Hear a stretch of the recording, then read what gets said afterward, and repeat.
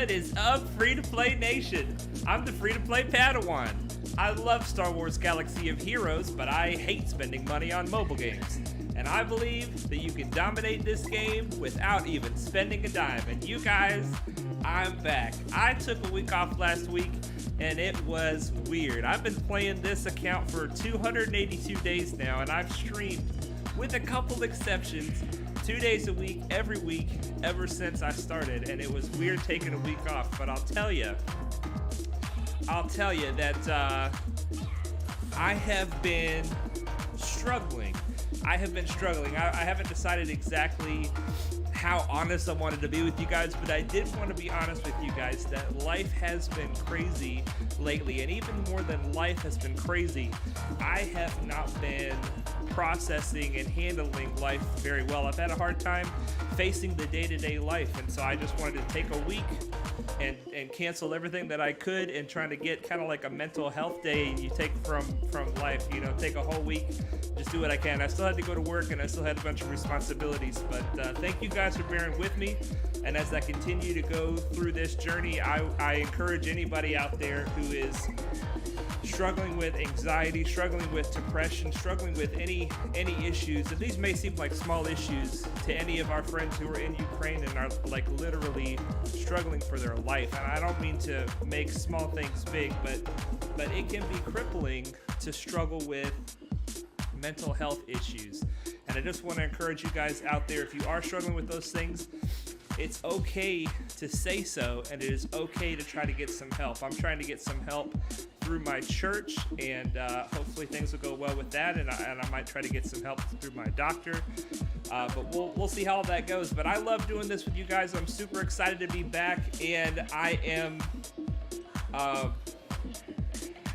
ready to have a good time with you guys. Let me check the chat. You guys says, Nice Time says, I'm a bit hard to hear. The music is too loud. Okay, music's too loud, I'm hard to hear. Okay, let's see if we can adjust some of these settings. Thank you guys for letting us know. Dalton Miles says, hello there. What's up, man? What's up? Okay, let's see here. Let's turn the microphone. Let's see here. Turn this up a little bit. All right, and we'll turn the music down. In fact, we're going to turn the music down a lot. Well, let's see here. We are actually going to transition right at the beginning of the stream into a live interactive roster spotlight with our boy Dhraan, who is one of our earliest supporters of Free to Play Nation.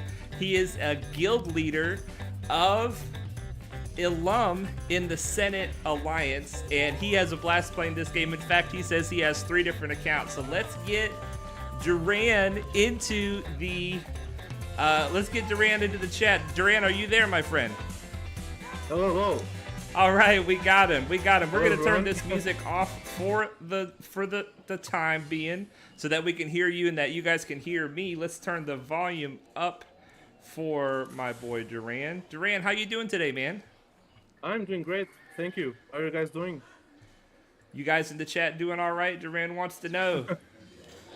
Let's turn Dhraan up here. You guys in the chat, help me out. Can you hear Dhraan, or do we need to turn him up even more? Dhraan, if you could maybe tell us a little bit about the account that we're going to be looking at today, and while you're talking about it, people can see if they can hear you all right or not. Yeah, sure.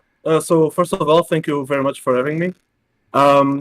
So my account, I've got it for like 1 year. It was passed to me by some friends.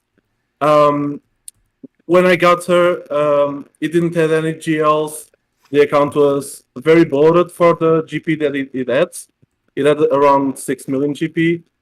And now I've been able to get 2 GLs to start looking for a more focused account, and I think it's turning pretty well, yeah. Excellent. All right, well, we're going to take a look at this account, but the chat is saying some people can hear you good. Coleman Traver says you could be a tad louder. The in-game sound is way too loud. Okay. I think that maybe we had some... let me see if I can adjust the in-game sound settings. I think maybe we had some kind of update that messed with our audio. If you guys will bear with us, let's turn the sound effects down a little more. Okay. And let's go into the Streamlabs settings here and make sure that the volume is up where it should be. Let's try that. All right, everybody's saying that you can hear him fine. We got a lot of people in the chat, man. I haven't had a chance to shout everybody out, but I'm so glad to see you guys. I'm so excited that you're here. And let's get back into this account. We had to close it out so we can adjust the in-game sounds a bit. So you said, Dhraan, you said somebody gave you this account. I thought this was your account from the get-go. No, not originally, no. So you took this account, it was bloated, it had a lot of stuff, but it didn't have any Galactic Legends, and then you started, what Galactic Legend did you go after first? So I started with Jedi Master Luke. So basically, when I got the account had like a lot of Gear 12. It was a really old account, but it had like a lot of things. I kind of watched it grow, and so I managed to take advantage of it. So I started with Jedi Master Luke. Jedi Kenobi didn't came out at the time, and then we went right after Kenobi after that. Oh wow! So you went after Jedi Master Luke, and then you went right after Kenobi, and you've got them both. You've got them both at Relic 7. Fantastic. No, I'm sorry for keep interrupting you. We have people in the chat saying that I am still too quiet. I am not sure why that is. I've got the settings kind of where they were before. Let me see. Turn that up. I'm still getting used to my new mic. Is that any better, you guys, or is that pretty much the same? I could do with being increased slightly. Okay. Let's see here. We're going to get through this. We're going to get through this, you guys. All right, audio input capture. Let's turn this up like that. Okay, how's that, everybody? Everybody in the chat, how's that? I don't want to like lean into the microphone and simulate being louder because I'm going to end up leaning back eventually. Dhraan, you got a bunch of supporters in the chat. You got Joshua Smith, and you got... Hey, that's Smith. See here, I forget who else was there. Sound issues, am I right? Yeah, right. Think it's fine now. Everybody says it's okay. We got the music off. Way better. Okay. We made some adjustments. We're moving forward. It's my dude. He says, scurvy. I don't know why, but hey, well... Okay, so... Dhraan, I'm seeing a beautiful, beautiful roster here. I'm seeing so many Relic 7s. This is incredible. I'm seeing a Relic 8 Piet, a Relic 8 Kenobi. You got Scion of Jango, man. That's the new guy from Conquest. Yeah. Man, yeah, indeed, congratulations on that. Now, it was a hard grind for it. You had what? A hard grind for it. A hard grind, yeah, for real. Yeah. For real. You've got Darth Revan, Jedi Knight Revan. This is the dream account right here. This is the dream account. Now, I'm also seeing Boba Fett Relic 8. Do you have Executor on this account? I'm waiting for the event to unlock it. Wow. Yeah, I already have all the requirements, and I'm just waiting till the 15th of March so I can unlock it. Oh, my goodness, dude. Now, I see that you've got Razor Crest at 5 stars. Does that allow you to get the Executor unlocked, or do you still have to, like, spend crystals on packs or something? Yeah, I'll have to buy packs, but Okay. I've been ordering for a while, and yeah, I'll get it at 2 4-star. Yeah. Man, amazing. Yeah, Annie has Maul. All right, well, let's look at the ships first. There's so much to look at. We got to start somewhere. Let's start with the ships. You got 7-star Negotiator, 7-star Malevolence. You got Chimera maxed out, Executrix 7-star, Finalizer 7-star. You've got a lot of good stuff on this account. You've got a lot of pretty much everything. What fleets do you like to use in Grand Arena on this roster? Hard to say. I really enjoy using Finalizer. Okay, really? Okay. It's my go-to counter against rebel fleets. Yeah. I really like it. It works like 99% of the times. It's really, really nice. But yeah, usually Malevolence is pretty fun as well. Okay, so I never use negotiator. It's always on it's defense. always on defense, and once you get Yeah, the executor, it'll probably be the I, same, right? It'll probably be on I don't defense. even know how to play it anymore, to be honest. So do you climb with the malevolence in fleet arena on this roster? Mm, I can't anymore. My fleet chart is full of executors. Oh Like wow. Okay. till top 50, it's full of executors Top now. 50.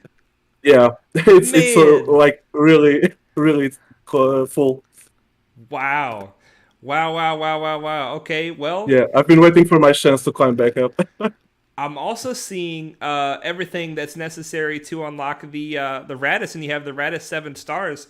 Does that mean that Yeah. you're planning to go after any of these other galactic legends? I got you got the finalizer 7 stars. You can go for SLKR, the Radis seven No, stars. No, okay. no, neither one of them. No. So you're not interested in SLKR or Ray. Are you going for any more galactic legends, or are you just pretty much Um, I'm still trying to think where I should go now. yeah? My goal was to go to for Sith Emperor because a lot of the requirements share with Executor, Yes, gotcha. and then I can also build my Imperial Trooper a little bit more. Yeah. But I'm still thinking if I should focus on Emperor or on CP teams and Geo teams for my guild. Okay, so you're trying to decide should you go after the Sith Eternal for, I assume, Grand Arena and Yeah, Territory Wars, or should you go for C-Pit teams? How is your guild doing with the C-Pit? You're in Exegol with this account, right? yeah, yeah. We are 144 million GP. Okay, okay. Um, and we started doing CPIT like not too long ago when we started at 130 million, Yeah. and we already managed to go to P2, so phase two of CPITs. We are wrecking the phase one. It's really nice. Wow, nice. Um, but yeah, we are still a long shot from killing it. So it's just slowly working towards it. Yeah. So I see a lot of C-Pit teams in here right now, don't I? Who do you like to use for the C-Pit currently when I guess you have to use everything in phase one because your guild Yeah. currently is just making it out of phase one. Yeah. So what Now we're teams just have you like found trying to helpful? push. Kenobi is the best one. Kenobi Like in phase one, okay. Kenobi and Commander Ahsoka Tano, they just wrecked the phase one. It's a really fun team to use. Gas as well with 501st teams. Oh, nice. I've actually noticed and tried it a couple times that I can do actually a little bit of damage with bounty hunters. Okay. Now with Fennec and the new Boba, they do a lot of damage, and I was not expecting it. But they like quickly because they feed too much turn meter. I gotcha. So let me ask you this as somebody who's very much into the end game.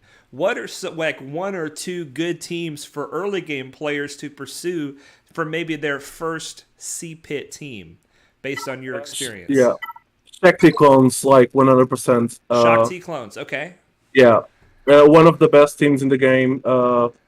I think everyone should have that team build up. And the next one, I don't know, like the next one, it kind of depends on where you go. Yeah. CLS is fantastic. Okay. Padme is also great. Okay.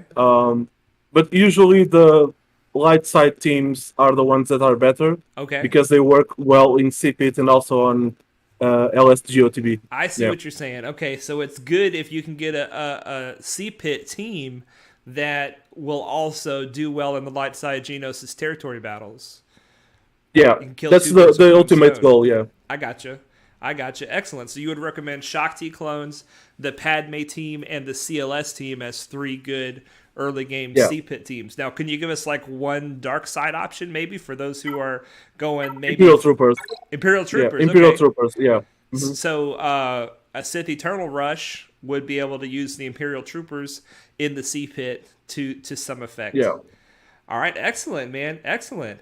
Well, there's just way too much to actually go through and look at everything. So I'm just going to kind of pick your brain about some advice for new players because that's what this channel is all about, is trying to help new players grow fast, have fun, and get whatever they're trying to get in the game. So if you were giving advice maybe to people in Ilum, as to what are some game modes that they should be focusing the most on for their own growth and for the guild's growth, what would you suggest would be some good game modes to focus on?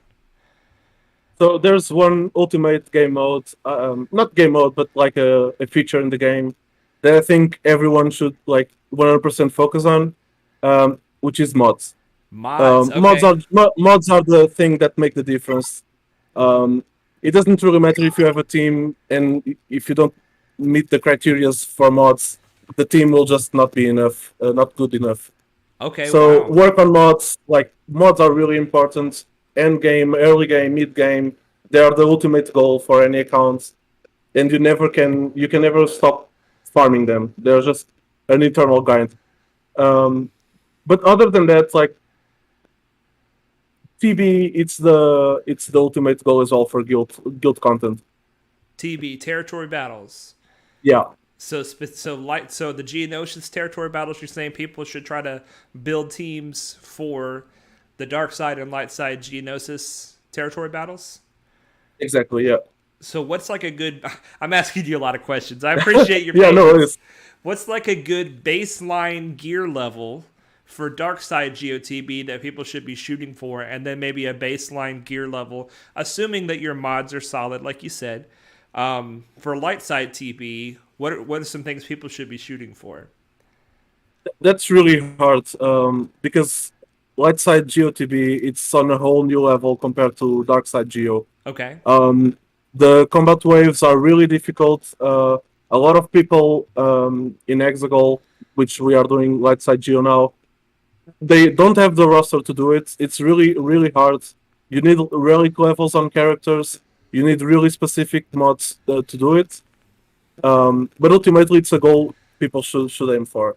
Like relic threes, relic fives.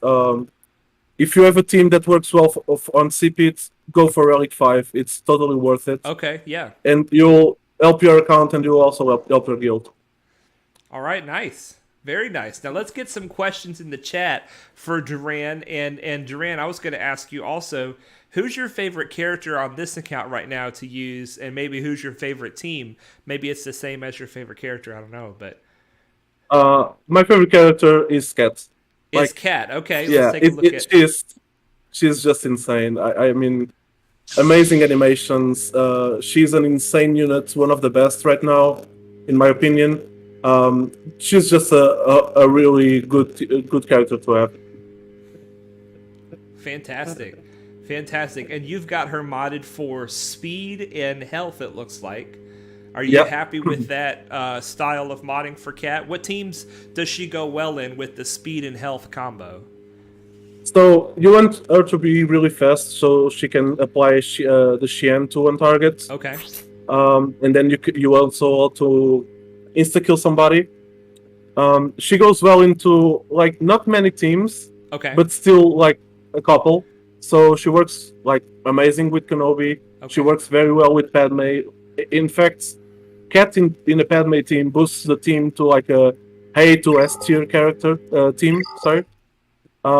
She also works well with scoundrels. Like not amazing, but still a very Okay. good one. She works well with Ray, Dash Rendar. So yeah, just whichever team she fits into her roles and her tags. Very cool. So you're saying her primary use is with Jedi Master Kenobi, but you can also get a lot of great use with her in Padme, and she also does pretty well with Scoundrels. She has got some Scoundrel synergy. All right, nice. And you want to Yeah, mod her for speed and health. You just wanted to go fast, is what you said. yeah. You also want to throw a little bit of offense. I remodder for other type of content Yeah. like raids. You don't want that much speed in some cases, like in CPIT, you want her to have a lot of offense. Okay. So the less it can do like a big burst. But yeah, usually, she's amazing. Well, the chat got a bunch of questions coming for you here. Let's see what they said. Coleman Awesome. Traper says, I have a question for him. What's a tune he ideally wants to have faster than he has right now? I really want to boost Piet a little bit more than he is right now. Okay. Is around 330 speed, I think, but I want him to go to 350. Wow, 330 is already Um, pretty good to me. 150 extra speed on him. That sounds pretty good. You want to go to 350 yeah, now? and I also want to speed up a little bit Bossk. Yeah, Bossk as well. Okay, yeah. excellent, excellent. And Baby Yoda's asking, what is your opinion of the 501st? I think 501st is a top tier team. They work really well with Shakti. They work really well with Gas. They're one of my go-to counters for a lot of teams in GC. Um, like Fast Death Ravens, a lot of other teams. They also counter GLs. You can also use Gas 501st to kill Galactic Legend Ray if you know the counter well and if you are well modded. Um, they're they're great. Yeah, fantastic. Sweet. So he's a fan of the 501st. It's my Yeah, duty says, nice slow cat, Dhraan. I think he's giving you a hard time yeah, about that one. yeah. Just because he has a really fast cat. Oh, Yeah. I gotcha. I gotcha. David James says, who's your favorite non-galactic legend team for Grand Arena? Um, I would say either Gas or CLS. They're one of my favorite and funniest teams to use. Yeah. Fantastic. Fantastic. All right, well, that's all the questions from our chat. Night Snipe is going to bed, man. Glad to have you. Thank you so much for joining the stream, as Have always, a my good night. friend.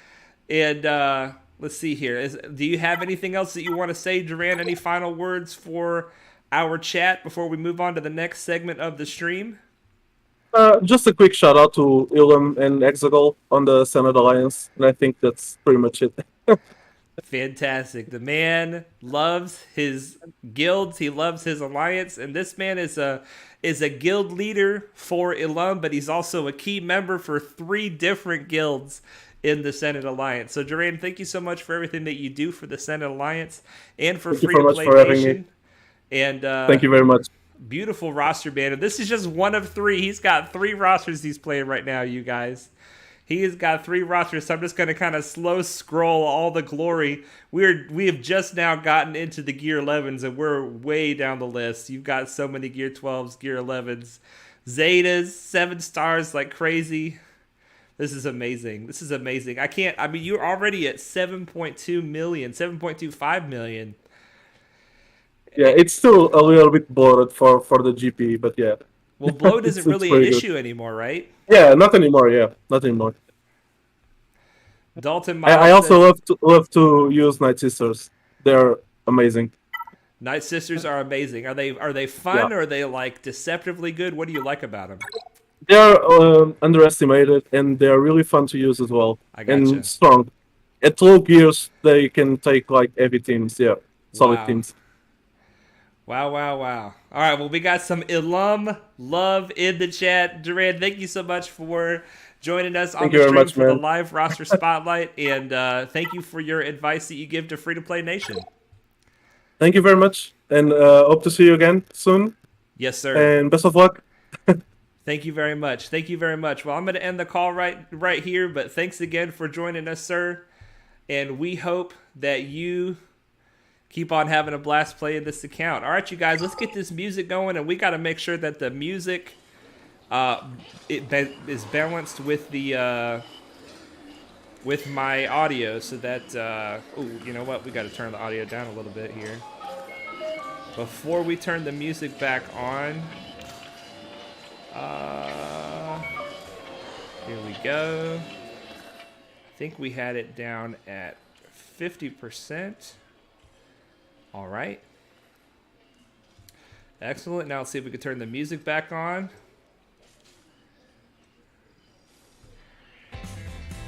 There we go. Now you guys help me out and make sure that this music is not blowing us away. I want it to be background music and not not fighting over me to hear the music.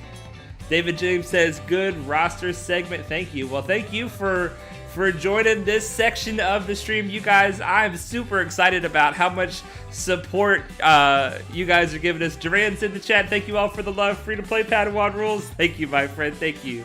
I have a lot of fun playing with you guys. Okay, now we've got a lot that we want to cover in today's stream, but it is our Fleet Arena payout, and I have been needing to do my fleet climb earlier in the day and not able to do it on stream as much, and I don't like that because part of the thing that I want to do with this stream is to help free-to-play players do well in the fleet arena, preferably using a better fleet than I'm using. But if you can't get access to the malevalance yet, I want to show you how to do it with the executrix and the Geos.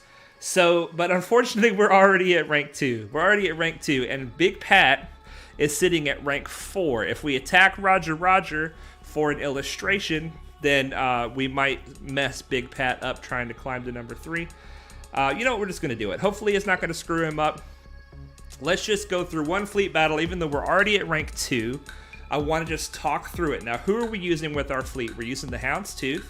I've got him sitting at relic 5, 7 stars. This is a very good ship to pursue early, especially if you can't get your hands on the Malevolence or the Negotiator, or even if you can, it's a great ship to go for early. We've got Soldier 7 stars, Spy 7 stars, Sunfac 7 stars. They are all relics. We got relic 4 on Soldier, relic 4 on Sunfac, and relic 5 on Spy. We have like a gear 8 or gear 9 Plo Koon, a 7-star Vulture Droid, and a Relic 5 Anakin. So we've got a Relic 4 Tarkin as well. We've got a lot of investment into this fleet because getting those crystals on a daily basis is really important for the growth of your account. So let's do a battle. Dalton Miles says, everything sounds really good. Thank you so much for that feedback. That is very helpful. Dom says, I just got my Range Trooper to 7 stars, then immediately gear 12 after the shambles of 20 sims on the Range Trooper node and getting 2 shards yesterday when I needed 8. Dom, congratulations, and you got him right to gear 12. That is awesome. Mallow's in the chat. Hello there. What's up, Mallow? What is up? Okay, so what we are able to do, because our Executrix is fast, we've got Relic 4 on him, and 6-dot mods. You guys want to put 6-dot mods on your pilots because it makes your ships better and faster. We're able to go first. Now, the hope is to get the ability block on the Vulture Droid. We didn't get the ability block on the Vulture Droid, but he did miss our Spy. Our Spy's gotten 2 dodges so far, which is amazing. Fantastic. We're going to open up with the taunt with Sunfat, with Bossk. Now, when you apply this taunt, you also apply Breach, which works like a defense down. So you want to decide which one of these 2 tanks do I want to try to kill first. Sunfac taunts while you are buffed, but only while you are buffed. And so I would like to hit Sunfac right now because he has the expose, and I want to hit that expose. But once Spy and Soldier get their turn, he will not be taunting because they are not buffed. So I'm going to try to put the defense down, the Breach onto a Hyena Bomber, which is going to make him take more damage from our attacks. If you guys look and see this Breach right here, it's minus 25% speed, which is great, but it's also minus 25% defense. So we're going to put all of our damage on the tank that we landed the Breach on. Sometimes you don't land the Breach, but if you do, you want to capitalize on it. All right, so our Houndstooth is struggling. We got to keep him up and running, so we're going to bring in our Plo Koon. We're going to take the Buzz Droids off of everybody, and then we're going to... we have an option here. Even if we run out of time, I just want to kind of talk through what's going on. We can either put the taunt on somebody with Plo, or we can give everybody turn meter. I'm going to go ahead and opt for turn meter. And that way we get another round of attacks on Hyena Bomber before he goes. And we still were not able to quite kill him, but we've done quite a bit of damage. And then their Plo Koon comes in and ruins our day. But that's all right. We're going to refresh the taunt on Bossk with our Plo. Now, if you notice, the Hyena Bomber is going to stop taunting. And that's because there's no Buzz Droids on the field. And Plo put the permanent taunt on Sunfac. We have no choice but to attack over here. Now, this is a bad situation. You want to be able to pick one tank and focus it down. And what's happened is we put some work on Hyena, and now we're having to put some work on Sunfac. So I'm really hoping that we can finish Sunfac off before we have to go back to the Hyena at this point. We have to get these 2 tanks out before we can really have control over this field. So what I'm going to do is I'm going to bring in the Vulture. right here. We're gonna try to put the big hit over here on Sunfac, and this, hopefully this will finish him off. It did. Now we're gonna try to go after the hyena with everything that we've got left. It's okay when you're fighting the malevolence to have 5 ships on the enemy field. Ooh, that was good. Dodges everywhere because he had blind. All right, we're running out of time. We're gonna try to crank up the speed a little bit here. Turn meter and offense up. Let's go ahead and finish off the hyena. Now both of his tanks are gone. This is the, let's do turn meter. This is the vulture droid that we need to kill in order to win this battle. We don't have to kill all the vulture droids.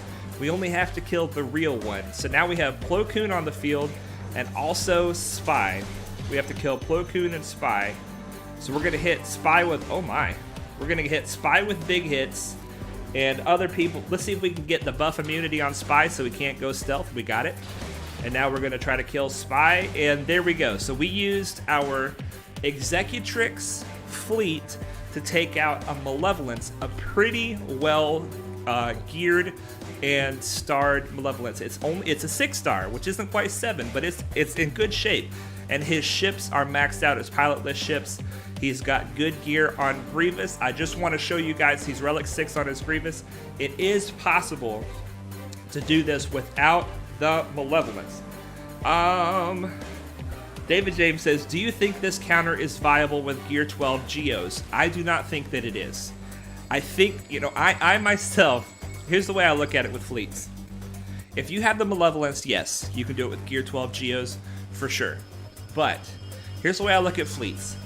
This crystal income on a daily basis is so critical to the growth of our account that we can't afford to go easy on it. We have to go all in. So my idea is go all in on the fleet until you have that segment locked down, and then you have that income consistently, and then go all in on the raids so that you can get a high rank in the raids in order to get a lot of gear coming from that. And now your account has these 2 big sources of income coming in so that you can work on whatever you want. So at first, you're going after fleet and you're using the crystals from fleet to make your fleet better. And you just keep doing that over and over and over until that crystal income is secure. And then you take the crystal income from fleet and you work on raid teams, and then you take the crystal income from fleet and the gear from raids, and then you work on your galactic legend or whatever it is you want to go for after that. But the idea is to establish these income sources early so that your account can grow fast forever after that. Now, David James, you're asking about the Gear 12 Geos. If you have the Malevolence, the Gear 12 Geos are often enough because there's not a huge difference for the power and strength of ships between Gear 12 and Relic 3 or 4. But if you don't have the Malevolence and you're dealing with the Executrix, you got to just do everything that you can to make it. So I'm not pushing in the squad arena that much because the rewards are just not worth my time, frankly.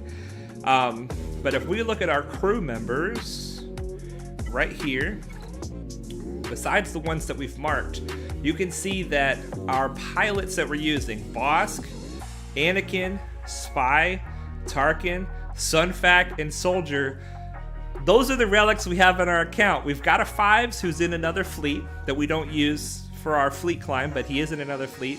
And we have Vader, who's another pilot. You guys can see my priority with my relics has been my pilots. But that's, like I said, so that we can establish that fleet crystal income and then use that income to then go out and do other things. All right, so let's look at our list here. All right, we got the Grand Arena going. Now let's do this right here, you guys. Our territory battles. I'm not gonna do all of our territory battles content, but I do want to look at this. We're still doing a Hoth in our guild, and one of the easiest things that you can do to help your guild is to get a Rolo shard. Rolo is required if you want to eventually get Jedi Master Luke, and I do someday want to get Jedi Master Luke. Now there's 2 places to get Rolo. There may be more, but the 2 main places are Hoth territory battles, which is uncommon for guilds to run, light side Hoth, or Get 2 currency. Get 2 currency is the currency that you use to get malevolence and the negotiator. So I don't want to spend my Get 2 on Rolo. I want to spend my Get 2 on those fleets. I want to get Rolo from here. And if I want Rolo, then I want to be able to provide Rolo to my guild. So let's look at this Rolo battle. I want you guys to see how easy it is. All you have to have is a 5-star Hoth Rebel soldier. I have my Hoth Rebel soldier at Gear 1, Level 1. I've put no work into him. I got him to 5 stars, and he's super early in the hard nodes. I was farming him from day 1 or day 2, and it doesn't take you that long to get him to 5 stars. I've since gotten some random shards for him since then, but I stopped farming him after I got him to 5 stars because I don't need him as a character, but I need him in order to be able to do this mission. It requires a 5-star Hoth Rebel soldier. So if you go into this battle, you can use any other 4 characters in order to do this mission. So what do? You take 4 of your other good characters. We've got a Padme squad with Hoth Rebel soldier. And this mission is so easy that I was doing this mission when I had like a Gear 9 Bastilla with like a Gear 8 Yoda. I mean, it's not a hard mission. I should have chosen an easier team to show you. But I just want you guys to see he doesn't have to survive. I'm just going to put it on auto. And we are going to be able to get a Rolo shard for our guild just because we did the probably month to month and a half hard node farming for Hoth Rebel soldier just to get him to 5 stars. If you haven't done this yet, I encourage you to do so. And if you're trying to decide what you should be farming very early game, that's going to help your guild and help you even get into a guild that's serious. I mean, they're not that serious if they're doing light side Hoth, but it's really good for your account to get into a guild that's doing light side Hoth early so that you can get these Rolo shards. Our roster, we'll take a look at it. We've gotten a lot of shards for Rolo, and every time we do a territory battle, we have been able to contribute 1 Rolo shard to the guild. So here we go, rewards earned. We got this, think of it like a Wat shard. Rolo is not as good as Wat Tambor, but she is necessary for Jedi Master Luke. And I can't tell you how many endgame players will want to go to a young guild in order to do light side Hoth enough to get their Rolo to 7 stars. So let's take a look at our Rolo. Like I say, I'm not going to do all of our territory battles for today, but I did want to show you guys that Rolo shard is easy to get. Tara B says, hey yo Padawan, how are you? I'm doing good, man. I'm doing good. How are you? Bimgus says, I just got my Malak relict. You got your Malak relic? Awesome, dude. Congratulations. Put that in the personal achievements on the Discord. That is exciting. Oh man, I've never had Malak. I've never had Malak before. Certainly not a relic Malak. That's exciting. All right, so let's look at our Rolo. Here we have her at 5 stars already, and she's 72 out of 85. Best case scenario is we get 50 more shards, so we're still not going to have her 7 stars after this territory battle, and this might be our last light side Hoth. But even if I can't get her to 7 stars before my guild moves on to light side Geo, all of these shards that I've gotten have saved me a lot of get to currency. 30 player says, what's up Padawan? What's up 30 player? Dom says, you can technically beat Malevolence with an okay Executrix fleet with low Geos if you have the correct combination of ships alongside them.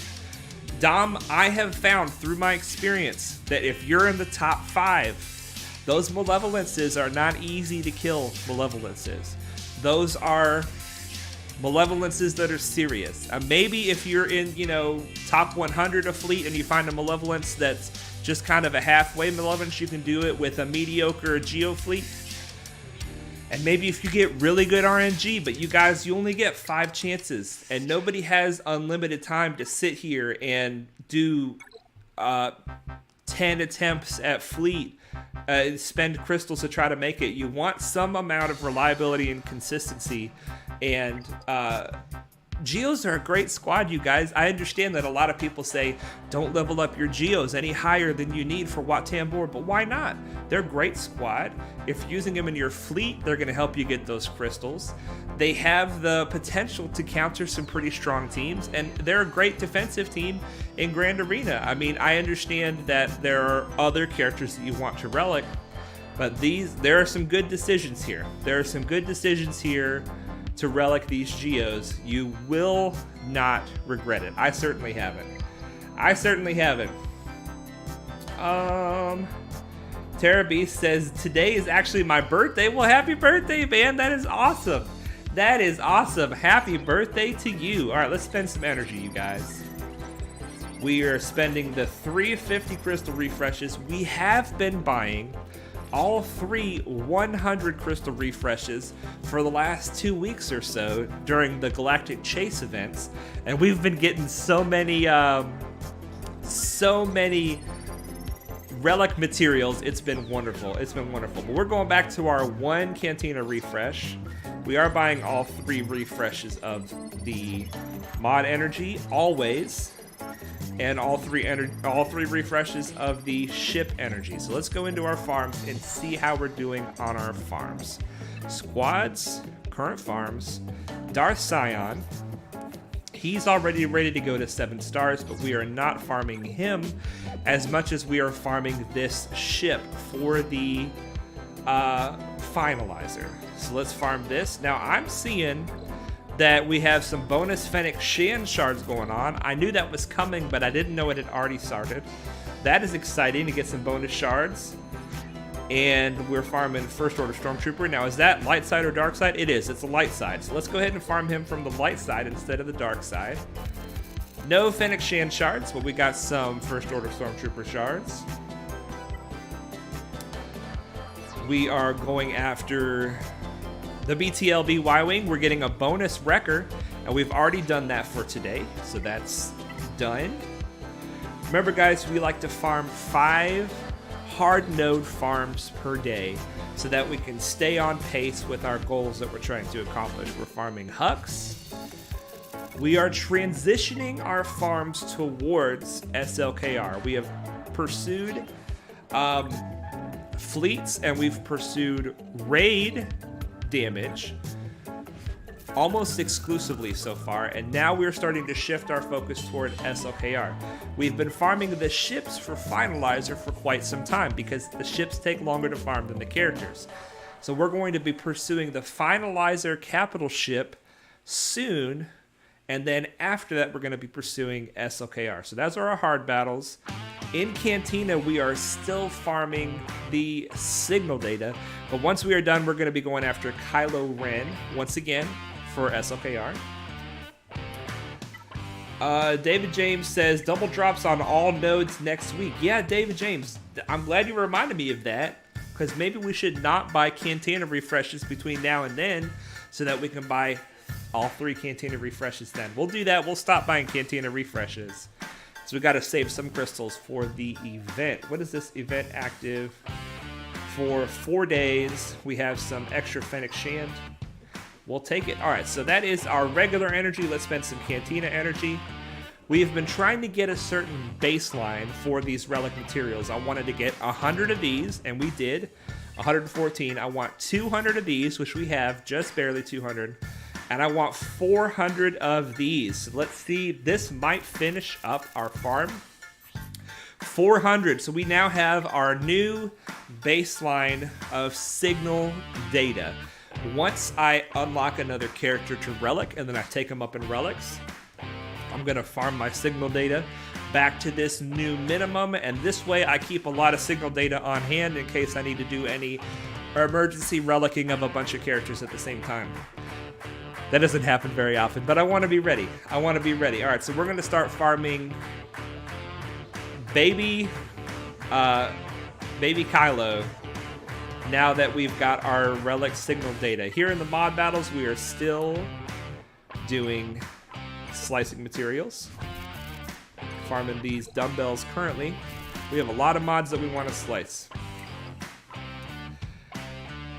Dom says, aren't the Bad Batch characters getting accelerated soon? Can't remember exactly when. I'm sure you're right, Dom, but we're farming that ship primarily for our Galactic Republic fleet. And the way I look at it is we're just getting bonus Wrecker shards. That we should be getting Wrecker at about the same rate. Coleman Traver says, how far along is the Xanadu blood? Let's take a look at our finalizer fleet progress. Let's spend this ship energy first. Alright, we are farming Zalbar from the ships. Want to get that Jedi Knight revving someday. We're also farming this node for Grief Karga and the Rebel Y-Wing. That's good drops for that. We're farming Emphas Nest. And the Mando. One more for the Mando. So let's take a look at the Xanadu blood.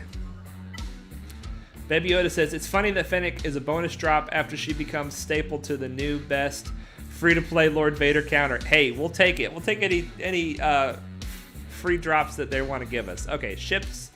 So we got to have the Bounty Hunter ships minus IG-88 ships. So Houndstooth is done. Slave 1 is done. Xanadu Blood is done.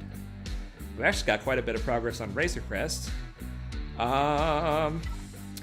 And who else do we need? We need Vader's ship. We have that. And First Order TIE Fighter and TIE Silencer. So those are all done. As far as I know, the only one I have left is this Kylo Ren's command shuttle for the finalizer. So we are making great progress on that. All right, so let's spend the rest of this energy. We've got some fleet energy and some regular energy stored up. The fleet energy is going for Shaak T. Trying to get Shaak up to gear 11. So the way I look at this game, you guys, is that you pretty much farm shards way ahead of time.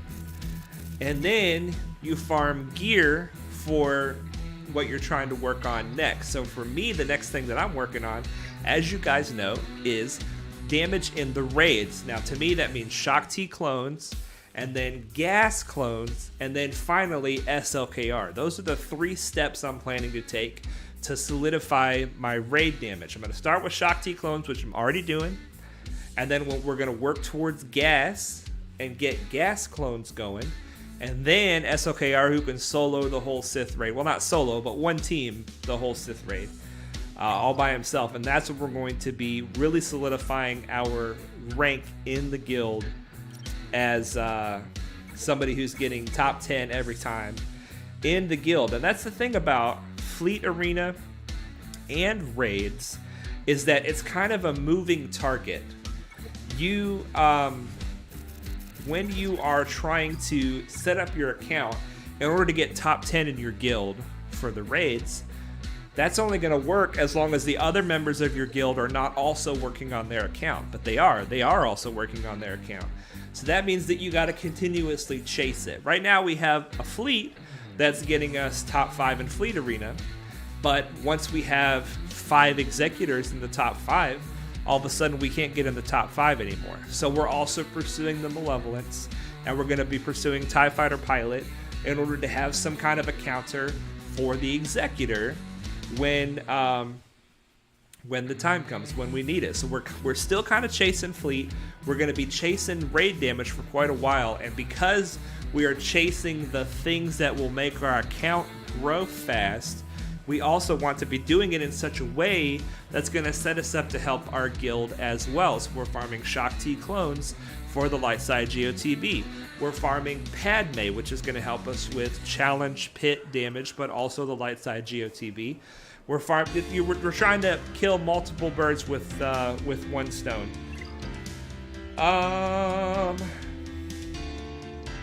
You guys just said a lot. I've missed a lot here. Dom says, I think Bo-Katan is getting accelerated soon, and then Bad Batch next month. Okay. 30 player. Got my Zam Omi as my first Omicron. What are your thoughts on Razor Crest going to Fleet Store and Executor being a first GL for a new account? I'm super excited about the Razor Crest going to Fleet Store. I think it's amazing. I think that any first Galactic Legend that requires Relic 8 is a challenge for free-to-play players. It's doable, but it's a challenge. So I would say try to pursue one of the slightly lesser fleets first, either the Negotiator or the Malevalance, and maybe one of the GLs that doesn't require Relic 8s first, unless you can swing it. There are ways to do it as a free-to-play player. It's just harder. It's just harder. And if you wait for a long time for that payoff of your first Galactic Legend, then that's going to be that much longer that you could have had a lesser Galactic Legend doing things for you. You know what I'm saying? It might slow your account over time. But the best thing to do is to decide what makes you have fun in the game and go for that. If the Executor is going to make you have fun in the game because you're going to be able to dominate Grand Arena and you're going to be able to get your fleet payout more consistently, it's not going to be a guaranteed. But more consistently, just go for what makes you have fun in the game. I think it's fun to grow, and I also think it's fun to help my guild. So those are the two things that I'm going for, and I think that it's fun to play that way. If you guys think that Grand Arena is fun, then that's the thing that you should be pursuing. Bimgus says, spend the GAC currency, you'll get the gear you need to get her to gear 11. I do not want to spend GAC currency on that gear. I'm spending GAC currency on mod slicing materials. And if you do spend GAC currency on gear, I highly recommend that you buy Chirotech almost exclusively, because it's a great deal and you need so much Chirotech in this game, it's not even funny. So if you're spending GAC currency on gear, I recommend that you spend it here in this slot, primarily the shock prods, but the computers are also good. I am spending my Grand Arena currency down here in the slicing material category, and the reason for that is because my characters are getting geared up much more quickly than I'm getting mods for them.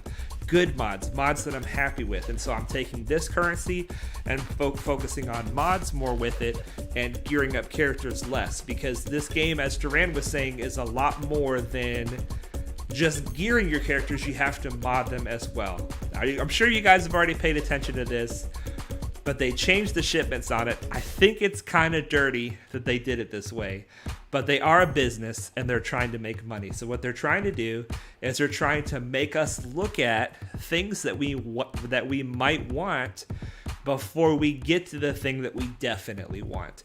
And it's a business, so you can understand it's advertising, right? They're just trying to put things in front of your face that you might want to buy. Just be careful that you don't buy from the same slots that you always used to, because you will spend a lot of crystals that you don't want to spend. These pieces of gear for credits are still very much worth it, but just don't let muscle memory mess you up. Cantina Battles, we're still buying Cassian's Ewing, you guys, all the time. Cassian's Ewing for that Shard Shop currency. Guild Store, we are looking at our cheap pieces of gear. They cost 100 to 260, making sure we have 50 of those. We do. And then we go up and we look for Mark III holo projectors, which we're going to get these. And we also look for Mark III Carbantes, which we don't see any. So we're just going to leave it at that. I'm going to leave it at that for now. I haven't decided who I'm going to farm next from the guild store. I just finished Dengar. He's at 330. I think I'm going to, in fact, I'm going to go ahead and do it. I'm going to go ahead and get the First Order Special Forces TIE Fighter. It is not required for SLKR. It is not required for the Finalizer unlock, but it is a great ship to use with the Finalizer. And if I'm going to be relicking the character for SLKR anyway, I might as well get the ship that goes with it, right? You guys are chatting so much I can't quite keep up. Let me see here. Colbert Traver, do you have plans to stream or record a Sith raid attempt with your clones? I tried with mine, but I couldn't get close to your 10 million. I'm really glad you brought that up. I have recorded it, and it's such bad quality when I try to show it on the stream. If we have time later, remind me. We might try to pull it up. David James, Pat, I got a 1.6 million hyperdrive account, so I'm probably equivalent to a 1.2 million free-to-play account. When should I start normal conquest? I completed easy last time. The Sector 5 was pretty tough, and I only got 70 stars. David James, I would say when you feel pretty confident that you can get crate 3 in normal mode, then it's better to go for normal mode than it is to max out easy mode. So I would say do easy mode until you think that you can get to crate 3 in normal mode, because you get a lot more rewards in normal mode, but it is a good bit harder. You don't want to do normal mode and only get to like crate 1, because not only will the crate not be as good, but the rewards along the way will not be as good as well. We can take a look at that, and I can show you what we're talking about. Bigs, we're getting pretty close. The Galactic War, I'm spending it on shard shop currency, and I'm also spending it on ships that I don't have. Same the Fleet Arena, I'm spending it on ships that I don't have. I'm trying to get the Ghost up so that we can accomplish that ship challenge that comes around pretty regularly. It requires cargo ships, and the Ghost qualifies for the cargo ships. I try not to spend too much of it at a time, but I eventually am just going to buy everything. I'm going to buy everything that's available in this shop, and then once I have everything that's available, I'm just going to buy Zetas. I am just going to buy Zetas. All right, Guild Event Store. Let's pick up some Malevolent Shards. We do have some Get To. So let's buy some Malevolent Shards, and let's also buy some Hermit Yoda. See, here's Rolo, 900 currency for 5 shards. I don't want to do that. I do not want to do that. Hermit Yoda, here we go. The Championship Store currency, like I said, I'm spending it here on mod slicing material. I've got enough of these orange bunt cakes, as I call them. I see everything as desserts, apparently. And I don't like to buy these because I farm these with energy, but there's 2 other pieces that show up here, and I buy those with the Grand Arena currency. In the shard shop, I go down to the Mark II pulse modulators, and I look to the left. I try to keep 120 of these purple pieces of gear, and then I look above, and I just buy whatever this is.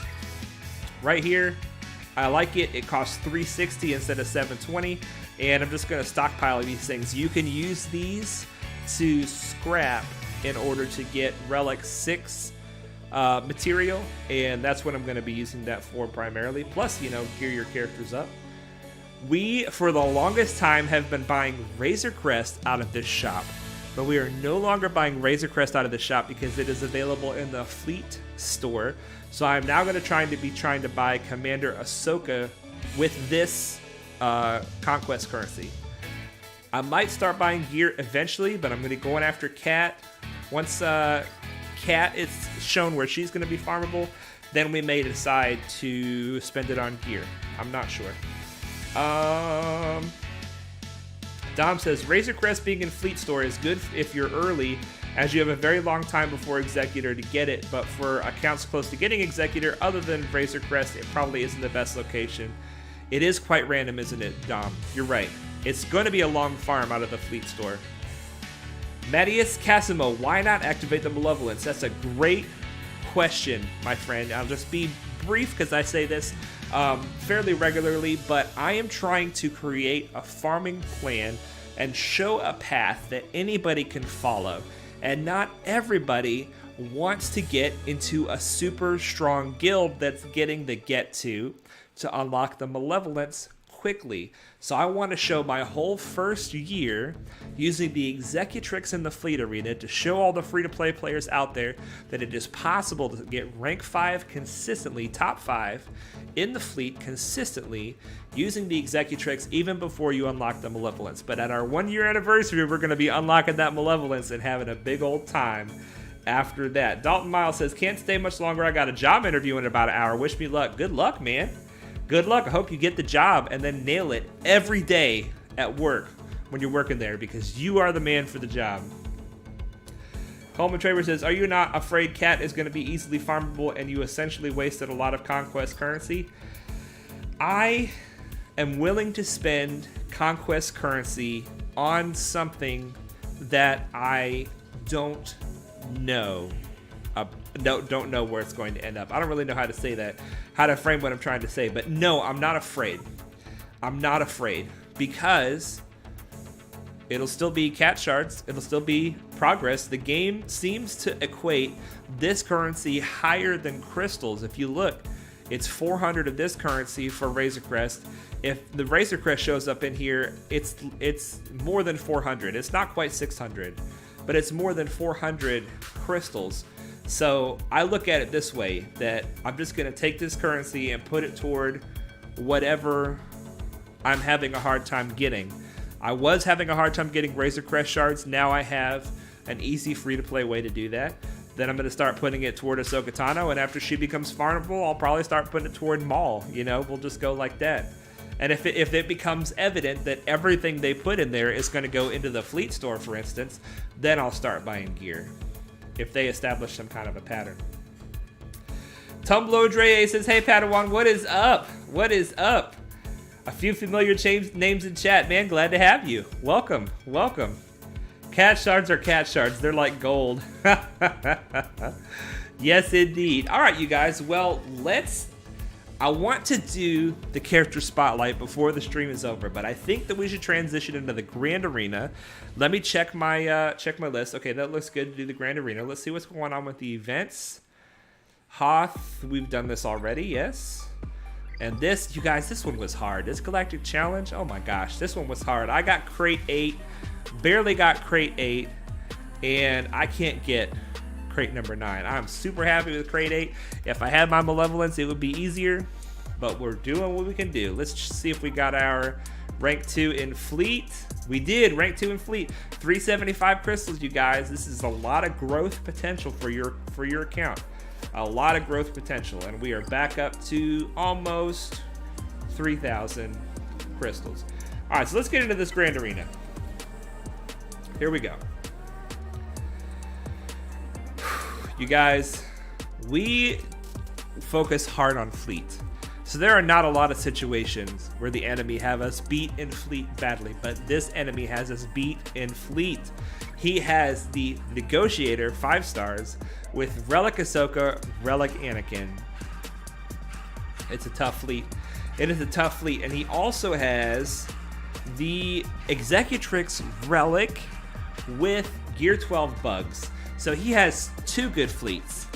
Normally, we place our fleet on defense, our best fleet, and we try to get a hold, but I don't think that my fleet would get a hold. So here's what I did, you guys. I actually put my backup fleet on defense, which is getting pretty nice. We have a Relic Houndstooth, Relic Anakin, Gear 11 Ahsoka, which is not great, but we also have a Relic 5s in the reinforcements.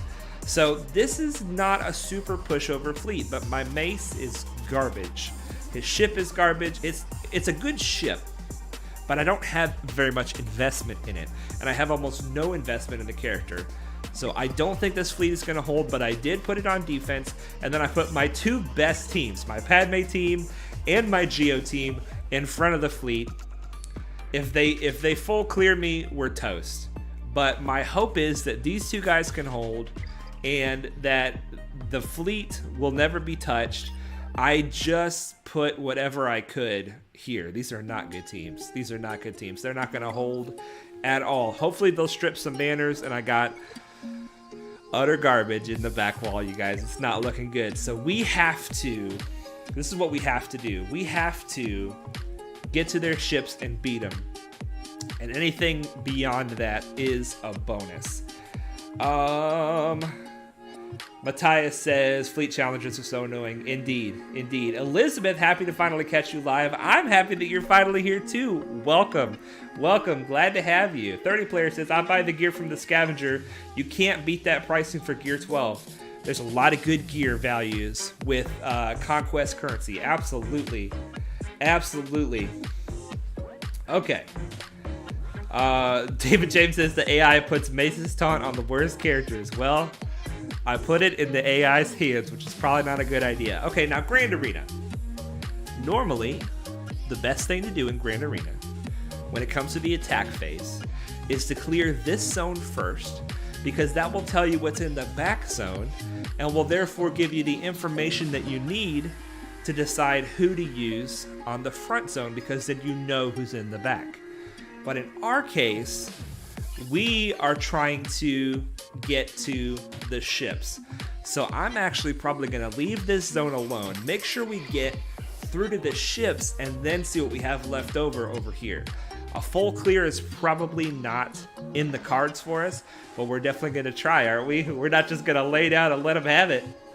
I can see that they did not put their Padme team on defense. They did put their Geos on defense, but they didn't put their unless they put it in the back, which they might have. They might have put it in the back. But we're going to start with this top zone. We're going to try to get to the ships and then hope for the best. Hope for the best. Okay, here we go. Now, you guys in the chat, when you see Geos, what do you think? What team do you think to yourself, I'm going to use this team to kill the Geos? I want to do like a little exercise, because even though I have a lot of fun playing this game, my main goal of this channel is to try to teach and instruct people how to play, how to counter what with what. And the Geonosians are one of those teams you're going to see on defense a lot, and there are a few options to kill them. I want to see what are the go-to options that you guys like to see. Elizabeth says, I see your strat for Grand Arena, very cheeky. I accidentally went all the way up to Bronzium 1 2 weeks before unlocking my first GL. Well, congratulations. That is nice. That is nice. Matthias says, could we see their character roster real quick? Absolutely. Absolutely. Let's take a look. Tumblo Dre says, I just can't bring myself to spend anything in the Conquest store. Don't even look. I'd rather have a few shards ready for the new shiny. Hopefully Maul and Scion of Jango will be farmable soon. I hear you, man. I'm kind of the same way. I try to take my currency and throw it at the most exclusive thing. The gear is available elsewhere, but those characters are not. All right, 30 player says Vader. He thinks Vader. Coleman Traber says Palpatine, Mara Jade, Vader. Sometimes CLS. Okay, those are good options. Palpatine, Mara Jade, Vader. CLS. 30 player says Vader. Z-Tech says solo Vader. You solo with Vader? That is ballsy. That is ballsy. Dom says for Geos I usually use Vader solo, Sith Treer plus Marauder, and occasionally Imperial Troopers if they're like Relic 7. So Dom, you just decide who to use based on how geared the Geos are. That's a smart way to do it. So we've got Imperial Troopers, definitely works. Vader is a great choice, especially under Palpatine, but you can solo with Vader. Sith Trio is a great option, and the reason that Sith Trio is a great option is because of Treya's leadership ability. I don't know if they have Treya. I haven't even looked. This is the enemy character roster, by the way. They brought their Vader, Palpatine probably on offense. They brought their Padme on offense, which means that they are going to be getting through my teams. They're going to be getting through my teams. So we got to try to get through their teams. We got to try to get through. Oh my goodness. Both Zetas on Mara Jade. Wow. Wow, wow, wow. So this is what we're up against. They've got the Zeta on Gideon. Yeah, Treya, you're absolutely right, Tumblo. Elizabeth says, depends on the tenacity and speed on Brood Alpha, but usually Palp lead, Vader, Mara Jade, Thrawn. Elizabeth, that's kind of my go-to, at least in my current roster development. But I've actually heard one of the guys that I like to listen to on YouTube, his name is Darth Kimchi. He says that he likes to two-man Geos with Treya and Scion. He puts them both at Relic, Treya and Scion, and he'll kill the whole Geo team with just those two. But you got to have decent mods on that Treya and Scion, and you got to have them reliced up. But that's another option. There's a lot of good options for Geos, but there's a lot of teams that don't work on Geos. So that's why they're a good defensive team. Tumblo says, can undersize depending on your trio. Gear 12 trio will do against these Geos. All right, so speaking of Geos, let's take a look. Elizabeth made the point that it depends on the speed and tenacity of the enemy. Now this Geonosian Brood Alpha, you can see that they've gone all in on the tenacity. That is a very deadly way to mod Geonosian Brood Alpha. Let's see how much tenacity they ended up with. They ended up with 152% tenacity. And that means, oh boy, that means that he adds an additional 60% tenacity with the Queen's Will. He has an additional 60%, which means that this Brood Alpha is rocking 212% tenacity. Now, the way the tenacity potency calculation works is that your potency has to be that their tenacity has to be 100% higher than your potency to resist all debuffs. So this means that if I want to even have a chance to debuff, then my potency has to be 113%. That would give me a 1% chance. Does that make sense? You have to have your potency 100 less than their tenacity. And for every percent your potency is higher than 100 less than their tenacity, you have that much a chance to land a debuff. So their tenacity is 212. My potency on my Vader. Let's take a look. Let's take a look. Let's do it this way. Let's do it this way because this is my only chance to kill this team. Let's look at my Vader. I don't think I have the potency for this. My potency is 95%, which means I have zero chance to land a debuff on Geonosian Brood Alpha until you factor in Palpatine's lead. The Palpatine leadership gives you, I think, 35% potency. So that's going to bring me to like 132% potency, which is going to give me a very small chance. But it's still a chance. Empire and Sith allies have 35% potency. So we're going to bring Palpatine. We're going to bring Vader. And then we're also going to bring some more scallywags to help out. Dom says, Vader solo is usually for trashy Gear 12 Geos, and Sith Trio Marauder is occasionally also Darth Maul and Watt for decent Gear 12 or low relic Geos. Okay, so let's take a look at the speed of Brood Alpha, because this is another factor for us to consider. He's got the tenacity. We know he has the tenacity. He's got 261 speed as well. This is a mean Brood Alpha. This is a mean Brood Alpha. Now let's take a look at our poor, sad, poorly modded Vader. He's sitting at 235. Don't hate me, you guys. I'm working on it. He's at 235. I apologize. I forgot to turn the sound off on my phone if you guys are hearing the notifications. So my Vader is 235. He's going to get plus 56 speed from his kit in this No Escape right here. He gets 8 speed for each Empire ally and Sith ally. So if you count, he counts himself. He's Empire and Sith, so that's 8 and 8. 16 for him, 16 for Palpatine, and then 8, 8, and 8 for the rest of these guys. So I should go first. Whether or not I will land any debuffs on Brood Alpha, we will have to wait and see. All right, so Soldier is the other one that has the potential to be quite fast. 221. He is not super fast. Okay. 30 player says, doesn't Mara apply tenacity down? She does, but she goes after Vader. The JJ Seamaru says, where you been? I have taken a week off, but I am back, my friend. Elizabeth says you will outrun them. So I will outrun them, but will we maintain control? Let's find out. Let's talk it through while we go. Now, when you're doing the Palpatine lead Vader, you have the opportunity to open up with the Force Crush, and that's what you should do. We got one debuff on Brood Alpha. That gives me hope. All right, so let's do the Merciless Massacre. We're going to use anybody who can counterattack as somebody who to Force Crush on, because we... Oh my. Hello. No ability block because of that tenacity. All right, we're not worried about... oh my goodness. This is my first time I've used Relic Vader. So we're going to Force Crush here on the Brute. That way he can't counter against a Force Crush. Just a basic here. And a basic here. Now, this is very important. My team has got some turn meter, but I'm going to give them more turn meter by consuming debuffs. When I throw this Culling Blade, I consume the debuffs, and that gives my team turn meter.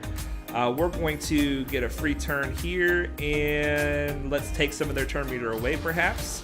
Wow, he actually had the potency to take turn meter away from Brute Alpha, which is great. We are going to fracture the Brute because Mara Jade is about to go, and when she goes, I don't want her to get counterattacked. She may well still get counterattacked from Sunfac, but we're going to use this ability first. I like to use the middle ability first because it applies tenacity down and makes it to where the rest of her debuffs stick a lot easier. However, this ability puts her under stealth, which means that she could get countered the first time, but then she won't get countered anymore after that. So let's use this ability. It'll put her under stealth. She did not get countered, which is great. And now when she takes another turn, she can use the ability, her other ability, and not get countered.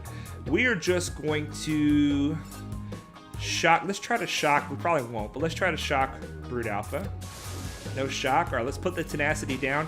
Now all the tenacity that Brute Alpha has is pointless. The tenacity down essentially negates your tenacity. It is minus a bunch of tenacity. So now we have a choice. We have time, so we're going to talk this through. We want to try to get banners back on Vader and possibly Tarkin, but we can use the ability from Thrawn to get banners back. So what we're going to do is we're going to do a basic with Palpatine. If we use Palpatine's stun, he will take the shocks off of them, and he will turn them into stuns. That's good for control, and it's good for turn meter for the team too. But, I gotta get an ability. Ooh, I messed up. I messed up on that. I should have done the stun. That's okay. The tenacity down is off. Let's go ahead and do the AoE shock now and see if we can get a stun. No stun. This is falling apart, you guys. This is falling apart. Let's just keep focusing here. All right, let's do a Force Crush, and then we're going to go back into Merciless Massacre. Now, Vader's going to heal himself a little bit with these healing over times that go away. So let's go ahead and let's just do a basic. Okay, basic and basic. Okay, he's gone. Let's do a Force Crush. Don't finish. He probably will finish him here. Let's go ahead and finish him. And let's give this to Palpatine. Maybe it's enough. No, it's not enough to heal this protection. Oh well, we're trying to get some banners back, but that's okay. Now, even though he has a ton of tenacity, Thrawn's basic will apply stun if they have ability block already.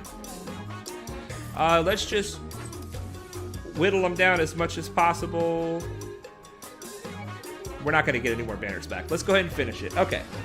So we finished it. We lost a couple banners, but we took probably too long to talk that through. But if you guys just want you to understand the mechanics as we're going through the battle. Dom says, that's the first bot I've ever seen with a profile picture.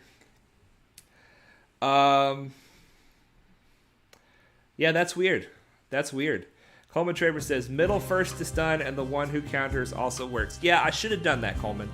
I should have done that. Lesson learned. But the point is, when you use Palpatine's stun, it takes the shocks away and replaces them with stuns. But if you leave the shocks on the enemy, then Palpatine generates a bunch of turn meter for himself every time he uses his basic. So it's kind of like, which do you want more? Do you want Palpatine to take a bunch of turns, or do you want the enemies to be stunned? In that case, I should have stunned them. All right. Now the Bossk team. This is a relatively low threat team because they don't have the Mandalorian. If they don't have the Mandalorian, then he cannot insta-kill anybody. So we got to get through this bounty hunter team, but we're going to try to do it as cheaply as possible. This feels like it's probably a bad idea, but I think this is an opportunity to use our Jedi. If we use our Jedi, let's see here. Oh, you meant Mara's stun. I see what you're saying, Coleman. I should have used her stun. Her tenacity down ability stuns the target enemy. I gotcha. 30 players says the bots are becoming sentient. Okay, so, oh boy. This is not a great team. This is, in fact, quite a bad team. Oh, my Plo Koon's Gear 11. Look at that. Look at that. So who does this leave us? This leaves us our bounty hunters, it leaves us our Shaak clones, and it leaves us our Ewoks in order to deal with the enemy. You know what? I feel better about the Ewoks here. I feel better about the Ewoks. Who's on the bottom? Let's see who's on the bottom. At this point, I'm thinking we're gonna have to full clear. We're gonna have to full clear. We'll do the Ewoks against the Phoenix. Ewoks versus Phoenix is a fun battle. Alright, so we're going to use our Jedi up here. I'm thinking that our Jedi are probably our worst team, and this is probably the worst team they have on defense. So let's hope this will be enough. Now, this is going to be a harder battle to finish in time.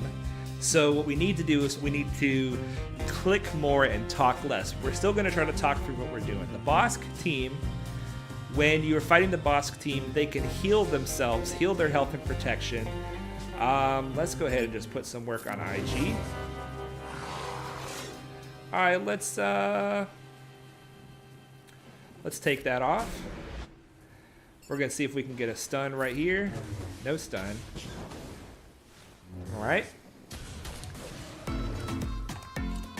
Any taunts? Let's save our buff dispel.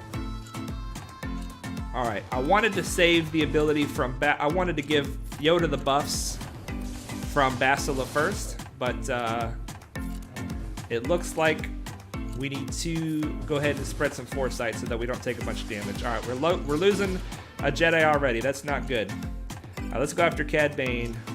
Steal some offense up. Whenever you use a basic with Yoda, he gives himself a lot of turn meter.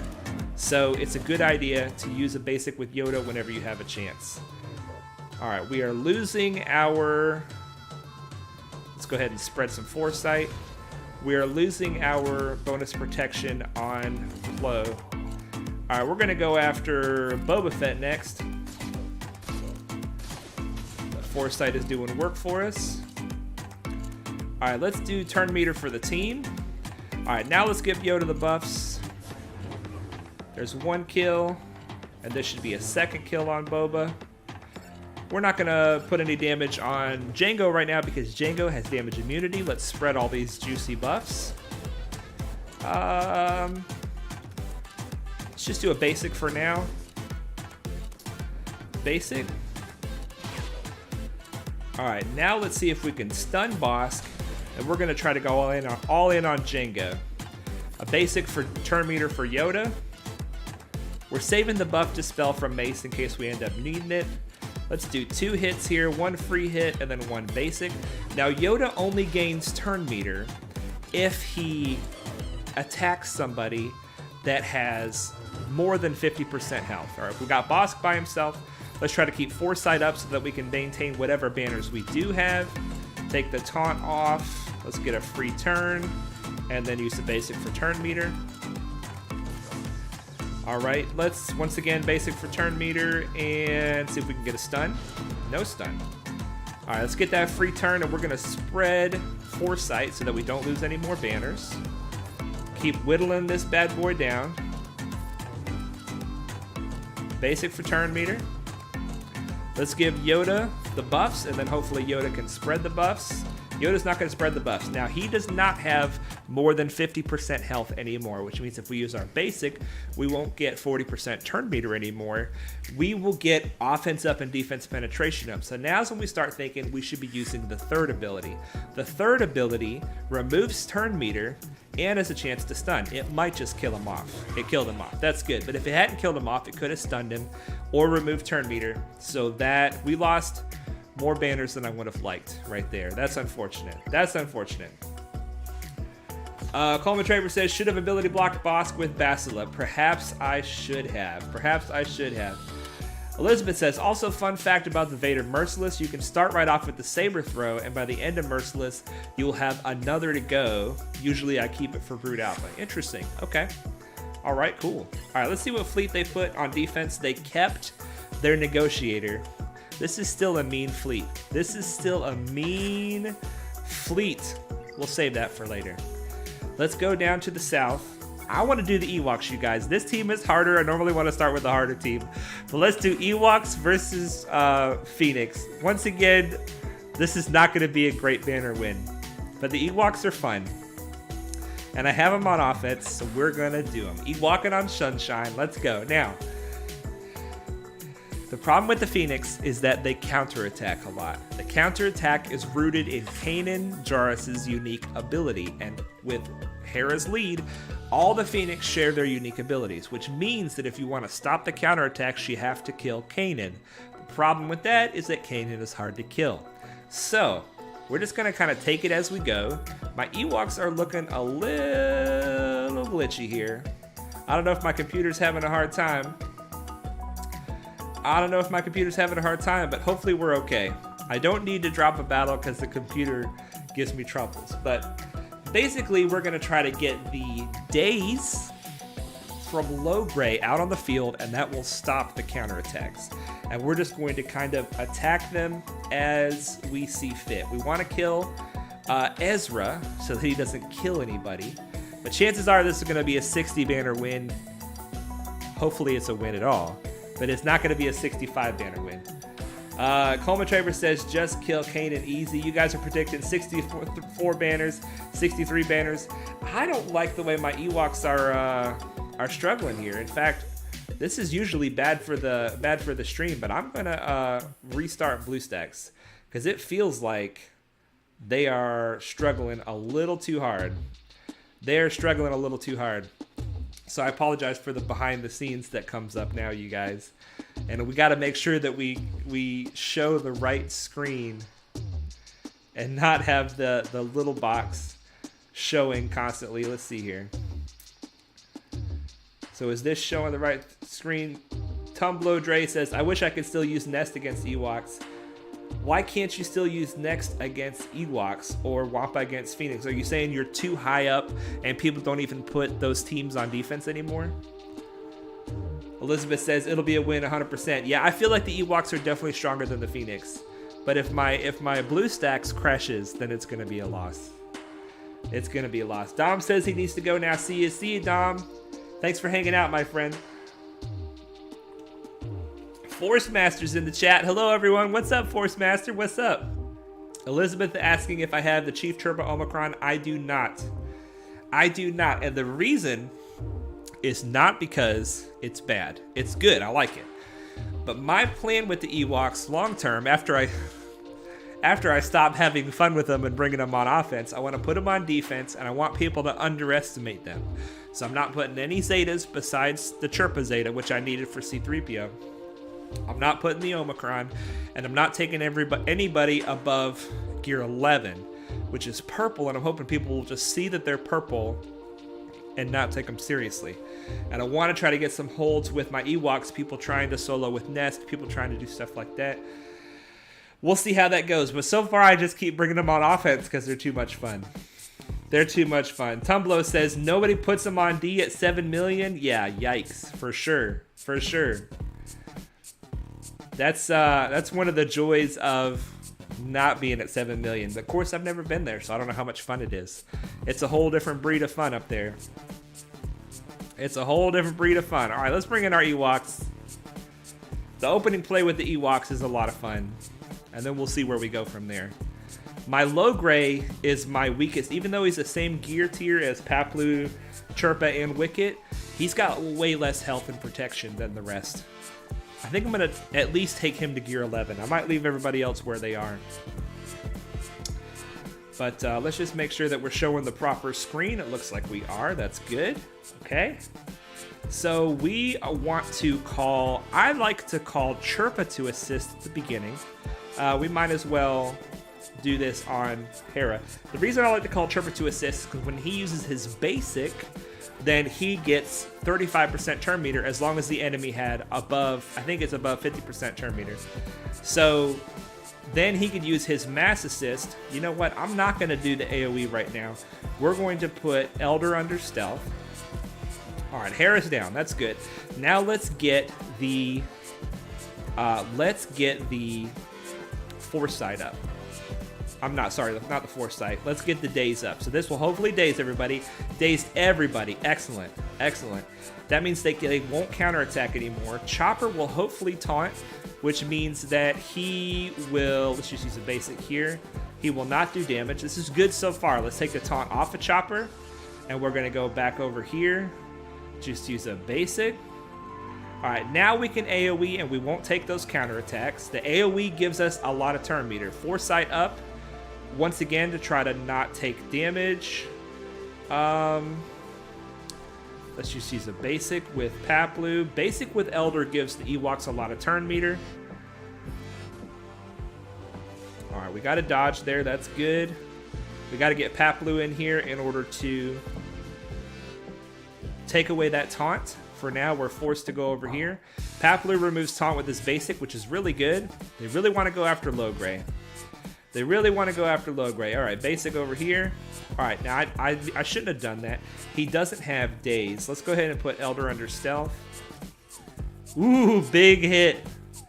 Let's get some retribution up in case they decide to get frisky. We're going to call Elder to assist with Paplu. He's down. All right, let's go ahead and go after Kanan. And that way we can be sure that they won't counterattack anymore. Ooh, Kanan with a big dispel. All right, he won't take a counterattack because he's stealthed. Let's take the protection up off of him. He gets more protection up. All right, I need to stop attacking him because he's not dazed. And I need to speed this up. I need to speed this up, you guys. Let's take the offense down off of us. Let's attack Chopper because he is dazed and he won't counterattack. Basic over here. Let's get some foresight up. At the 2-minute mark, I'm going to put it on auto because we are moving too slow. We are moving too slow. Too much explanation. Not enough clicking. Turn meter for the team. Turn meter for the team. Yes, yes, yes. All right, let's take his turn meter away. Oh, come on. Take it away. And then put it on auto. All right. Now, they shouldn't counterattack. We definitely have lost some banners here and there. This is the problem with Ewoks on offense. First of all, my Ewoks are not the best. But second of all, unless you hit the Zeta on Wicket, wow, they took care of business on auto. Unless you put the Zeta on Wicket, they don't have banner recovery. They don't have banner recovery, but still, Ewoks soundly defeat the Phoenix. Very cool. Now this team, with this Dooku, it's problematic. It's problematic. How fast is this Dooku? Here's the thing about this team, you guys. First of all, he's got Nute. Nute lead is scary. Nute lead is scary because the extortion spreads if you don't cleanse it, okay? And separatist allies go faster and are more potent for each enemy that has extortion. And plus extortion dispels all the buffs on you.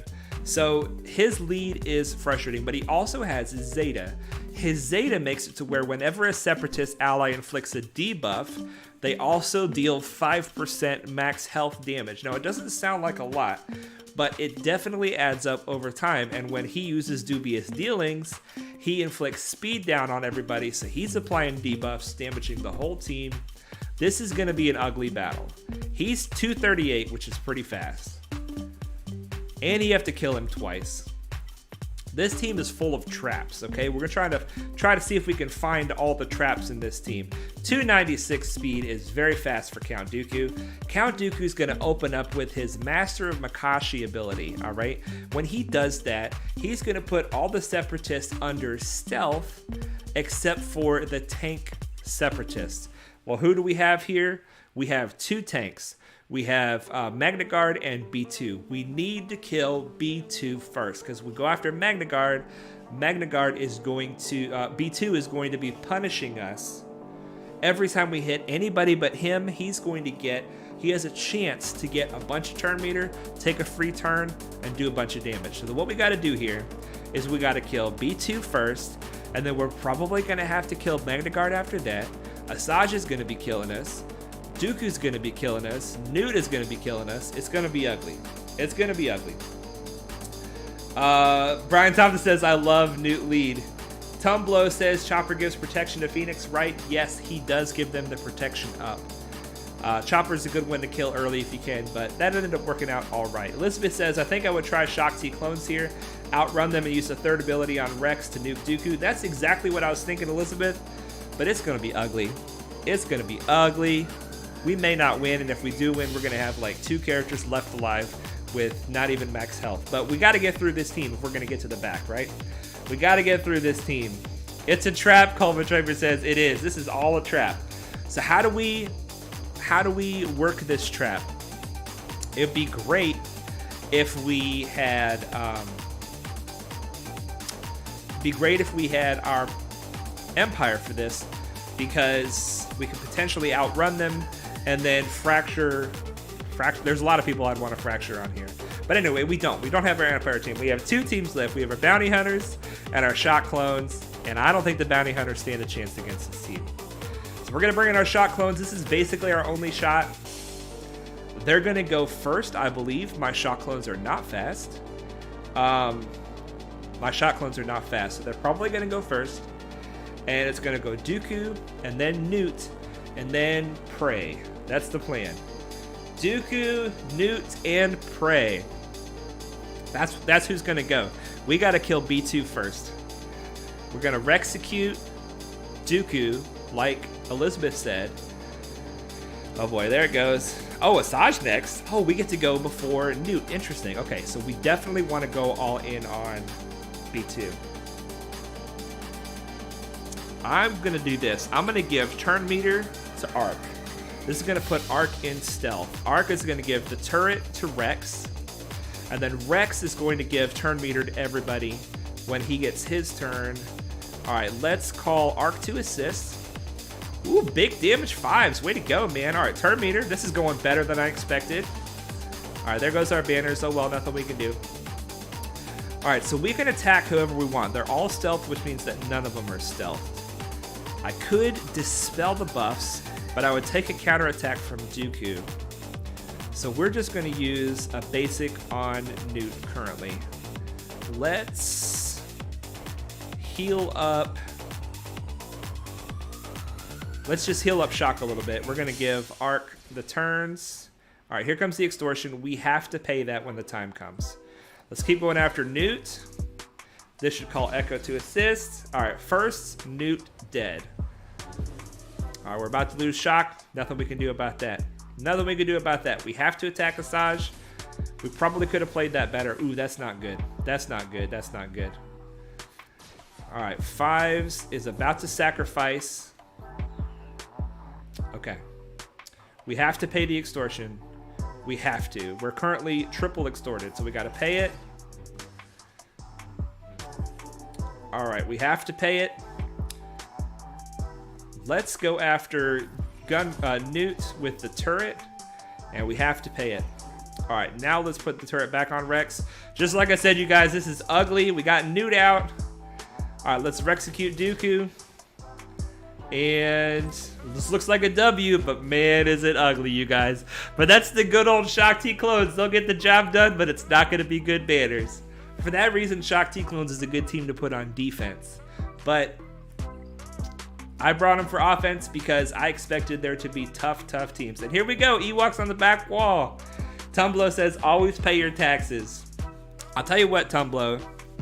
Here's the thing I've learned about Nute, because I love him. He's an amazing character. If he's in the lead, definitely pay your taxes. If he's not in the lead, you can get away without it. Because the reason you got to pay your taxes is that if you don't, it'll spread to somebody else. But that's only if he's in the lead. If he's not in the lead, it won't spread. So it'll still be contained to that one person. The problem with extortion is when it spreads and spreads and spreads. All right. We could bring an undersize here, but I don't want to undersize. I want to be safe. So we're gonna actually overkill this. You know what? I was gonna bring in Watt and put the taunting tech on Bossk, but I'm not gonna do that because Watt will lose banners, and I don't have any banner recovery for Watt. What we are going to do is bring all bounty hunters, and that way we will be able to recover our banners. Bossk lead is great on offense because of the banner recovery that he has. On his leadership ability, whenever an enemy suffers the debuff or resists, all bounty hunters heal health and protection. Now, the interesting thing about this is the way it's worded is it works really well in Conquest if you get those discs in Conquest that the enemies apply debuffs to themselves whenever they take a turn. I think it's caustic emissions. It's like whenever they take a turn, they get debuffed. Well, Bossk bounty hunters in Conquest, if you have that disc, they heal themselves when that happens. The debuffs that heal you don't have to come from your team. So just something to keep in mind. We're gonna go in here with the bounty hunters. Coleman Traver says people dropping like flies on both sides. Yeah, that was a nasty battle. That was a nasty battle. Okay, so we're gonna taunt with Bossk. A good thing to do first. Now we're gonna throw out some thermal detonators. We're going to do the mass assist on Chief Chirpa. This is going to get some contract progress. You definitely want to make contract progress whenever you can when you're using bounty hunters. We're gonna ability block Elder so he doesn't revive. Let's do an AoE because why not? And we're still trying to get our contract. We're killing them, but we're not getting our contract. There's our contract. All right, we could use the execute, but there's a chance that it will not kill him, and then that'll take the ability block off, which means that he can revive. So we're just gonna use a basic over here. A dodge from Scout, that's depressing for you, buddy. All right, let's use this ability from Zam Wessel. It adds another thermal detonator plus evasion down. It's a good ability to heal the team. Let's keep the taunt up. Same thing, we don't want to use the execute. Let's try to stun him.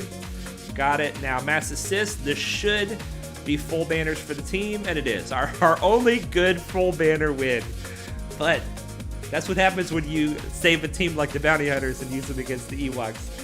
Tumblo says, this is great, really enjoying your stream. Well, thank you so much. I'm so glad that you're here. I'm so glad that you're here. Coleman Traver says, no wicked, so no damage. No Paplu, so no dispel. You're right.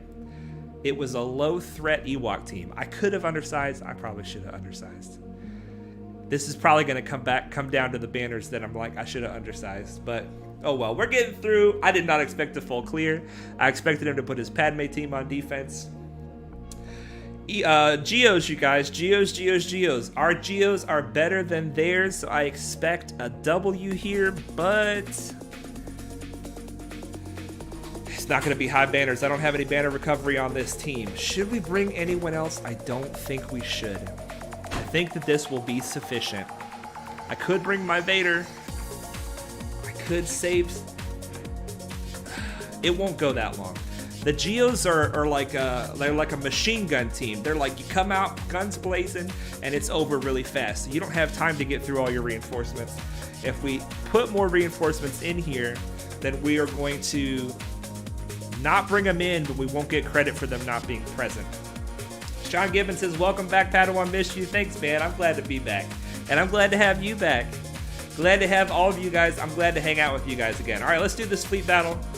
When you are facing the Geos,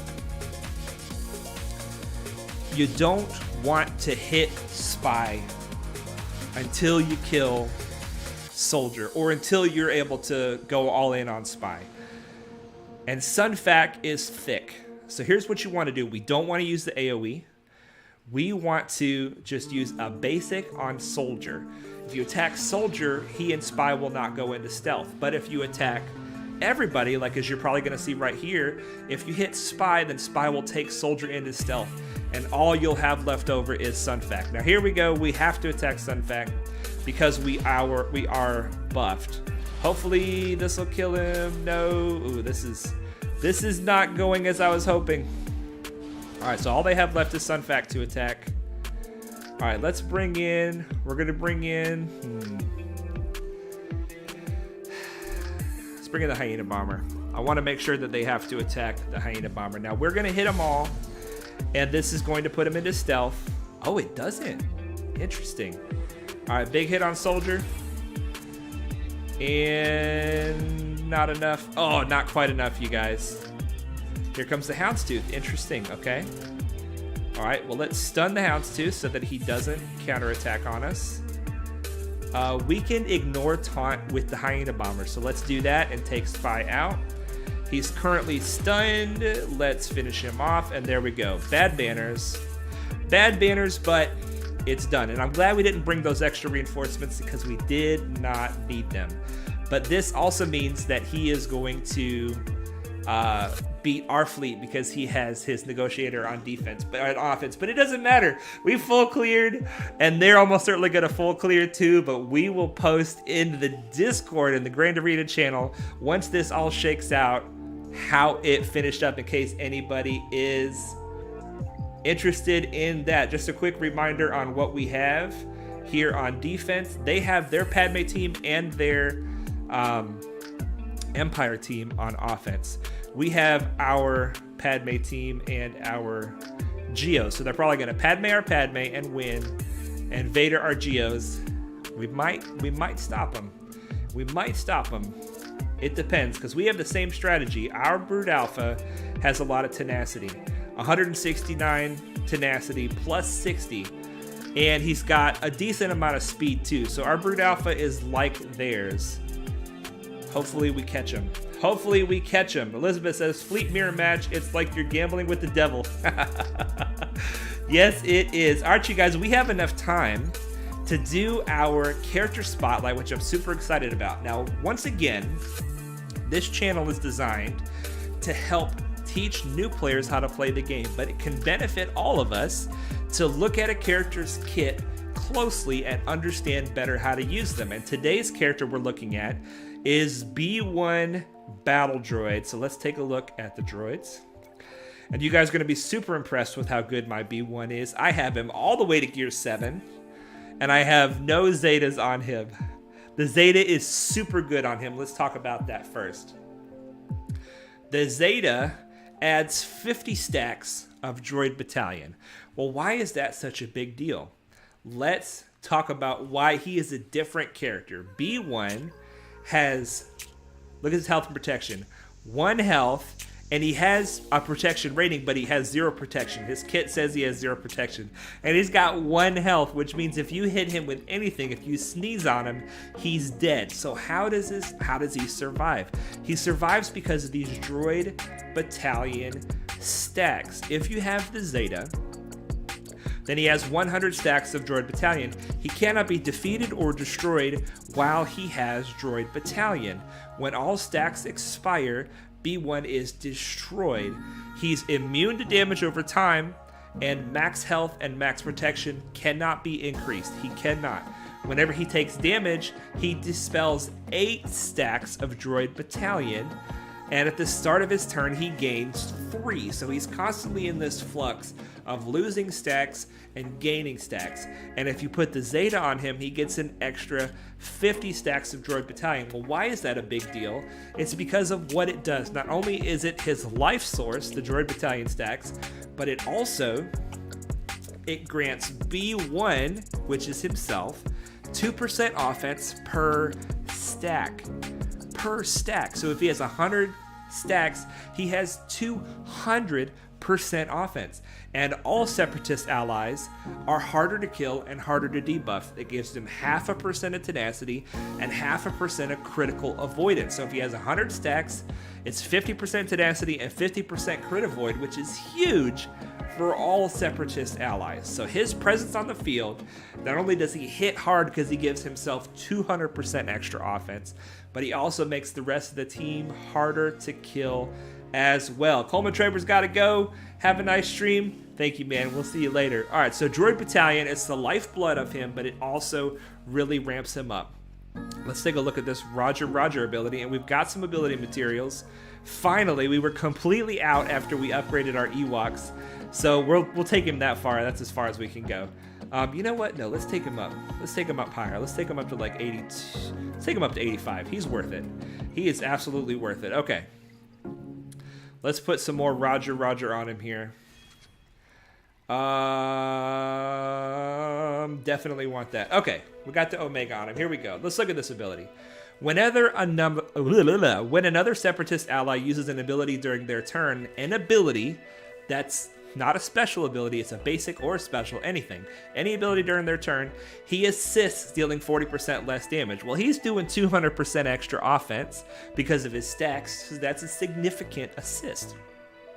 When another droid ally uses a special ability, B1 gains 15% turn meter. So he gives himself a lot of turn meter anytime a droid ally uses an ability. It doesn't have to be separatist droids, but it has to be a droid. He gains 15% turn meter. So this helps him go fast, and it causes him to assist. Well, let's go ahead and do this ability right here, because we've got the ability materials. I love B1. I'm super excited to put some work into him. We're going to... it's good, but I don't have him high enough gear to take advantage of it. We're going to leave it at there. This is his ability. It's a special ability, but if you look, it doesn't have a cooldown. He can use this special ability every time. It deals physical damage to all enemies and inflicts target lock for 2 turns on the selected target.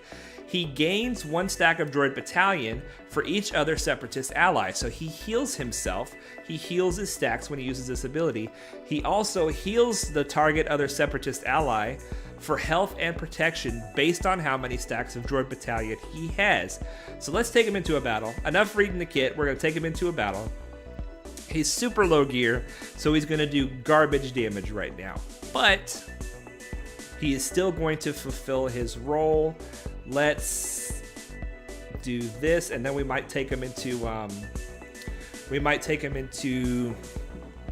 the Galactic Challenge as well, some of the low tiers. Let's look at droids. Let's get him with all droids, and let's put him with Droideka.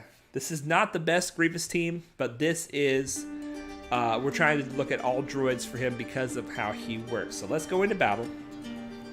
You can use B1 under Grievous. You can use B1 under Nute Gunray. He does really well under Nute Gunray, especially in 3v3. All right, so we're going to open up with B1 right here. You pretty much always want to use this ability, Blast him, because he's going to give himself more stacks. You see that I don't have the Zeta. He starts out with 50 stacks, and he took a turn, so he gets 3 stacks every time he takes a turn. So we can't heal anybody right now. But normally you're going to use this to heal your tank. Now, he inflicted target lock. Well, under Grievous, anytime your team hits somebody with target lock, they get turn meter. So we're going to use a special ability. He's going to assist, and he's also going to gain turn meter. Let's use another special ability. He's going to assist, and he also gains turn meter. Grievous damages everybody whenever he takes a turn, so that's why our Roger just lost some stacks. Let's put some target lock out there, and then let's hit some of those target locks. Let's heal up Magna Guard, get a few more stacks. Galactic War is just not the most exciting place to test teams, but let's take them into the Galactic Challenge. We're gonna heal up over here with Roger with B1. Let's do the big hit with Droideka. Stun, no. So this team works really well because Magna Guard taunts a lot. B2 gets upset anytime you hit anybody other than him. B1 heals Magna Guard, keeping Magna Guard alive and keeping him taunting. Let's see if we can do this Galactic Challenge. I know the low tiers are characters. I don't know how high we can go. This is the highest character, so this will have to do. We might still get wrecked. We might still get wrecked by this team. Tim Gibbons says, how high of a relic level does B1 have to be for the gas unlock? I've heard the recommendation for an easier unlock is relic 5 because we're going to have to build this team. We don't have it selected properly. Because he's a really good relic 5 for a lot of other reasons. I'm sure you could get it done at like gear 12, but I have never done the gas event, and I've heard that they made the gas event easier recently after the gas alteration. I don't know if you'd call it a nerf. It was a gas nerf, but it was a buff to the 501st team. Here we go. Okay, here we go. Tom Below says, "Brr, gas event. I still have nightmares about that." Well, you probably did it when it was full difficulty. But yeah, you gotta have some kind of damage on that team in, what is that, phase 3, phase 4 of the gas event? Phase 4, I think. You got to have some kind of damage. All right, so we're going to put target lock on Vader. Why not? Let's do a little healing over here. All right, let's get an assist from B1. All right, let's hit everybody. And let's hit everybody. Oh my. Grievous went crazy there. So we're trying to hit target locks. Now, in fact, I don't even have this data on Grievous yet, so hitting the target locks isn't going to do any good. Doggone it, we're in that limbo where we can't use Galactic Challenge. We can't use Galactic Challenge, but B1 is an incredible healer. He's an incredible healer for the Separatist droid team. And if you don't actually have Grievous on the team, he can stack his stacks really high. Let's go ahead and throw him in against the Phoenix, because why not? He can stack his stacks really high in something like Dark Side Geonosis territory battles, and he could be having tons of offense, tons of protection for the team. He heals the team really hard. So the basic way to use B1 is you want to use his AoE to apply target lock to somebody who doesn't have it. And then when you're using anybody else, you want to attack somebody who does have target lock. So let's try to target lock somebody. We're going to try to target lock Hera. We got that. Okay. So now we're going to attack Hera, and B1 is going to assist.